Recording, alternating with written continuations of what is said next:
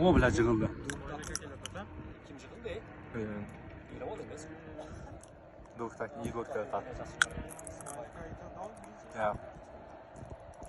Igor Kaltak. Ha, bular toshqa solinmay degan emas-da.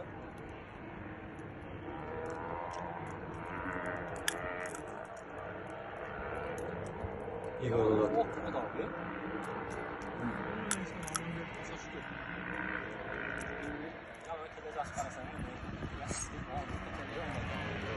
Maaş kutu alınca.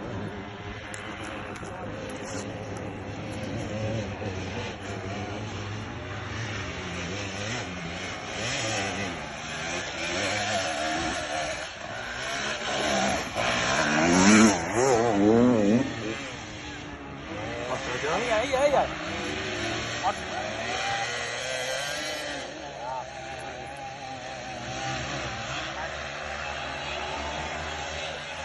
Eleman aka.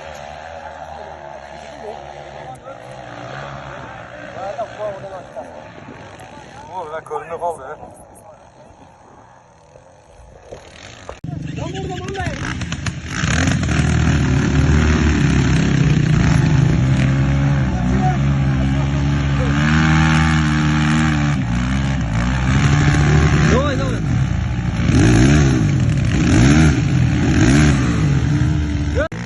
Haydi ver. Vay canından.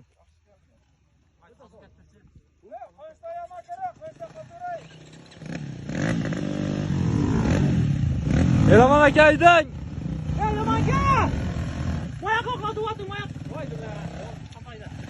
Haydang ham boshidan.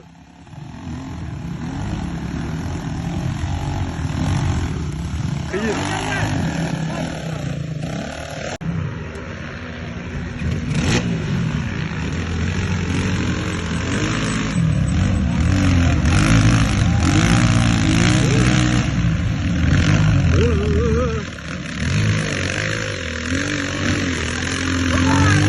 Давай.